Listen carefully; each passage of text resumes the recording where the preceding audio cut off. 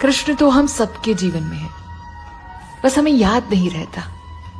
और कई बार ये ख्याल भी नहीं आता कि असल में हमारे आसपास ही है।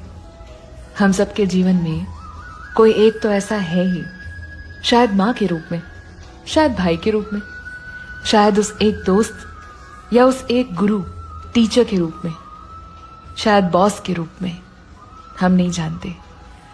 लेकिन कृष्ण हमारे आसपास ही है और कभी न कभी किसी न किसी रिश्ते के रूप में आकर हमें ये बता देते हैं कि अगला कदम कौन सा लेना है।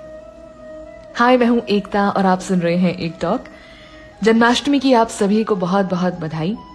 आज बात करते हैं हमारे आसपास के कृष्ण के बारे में, जो शायद मंदिर में बैठने वाले पूर्ण रूप श्रृंगार वाले कृष्ण शायद ना हो, जिनका रूप शायद बहुत आम सा हो, सादा सा, कोई नॉर्मल सी कॉटन की शर्ट, आराम सी पैंट, बड़े साधारण से ऐनक लगाए हुए, आसपास कहीं हाथ में फोन और नेटवर्क ढूंढते हुए।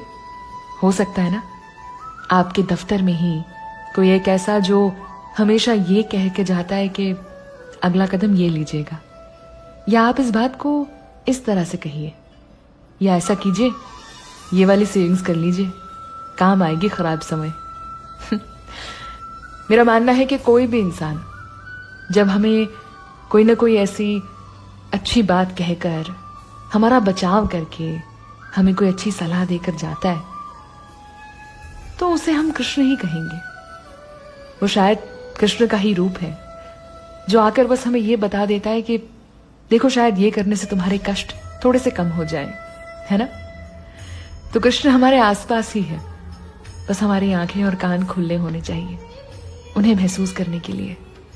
वो किसी भी रूप में, किसी भी रिश्ते में है, लेकिन है जरूर जो तुम्हारे आंसू, तुम्हारी तकलीफें, तुम्हारे हर दर्द को जानते हैं, जो बस हर बार किसी नए रूप में आकर कहीं किसी मोड़ पे तुम्हारी मदद कर जाते हैं, आगे का रास्ता दिखा देते हैं और बस किसी भी जरिए ये बता देते हैं कि मैं तुम्हारे आसपास ही हूं, तुम्हारे साथ हूं, शायद तुम्हारे अंदर हूं। उसका सीसीटीवी है ना, वो हमेशा चालू रहता है और उसके कनेक्शन में कभी कोई खराबी नहीं होती। कोई भी टेक्निकल खराबी इस कनेक्शन में आ ही नहीं सकती।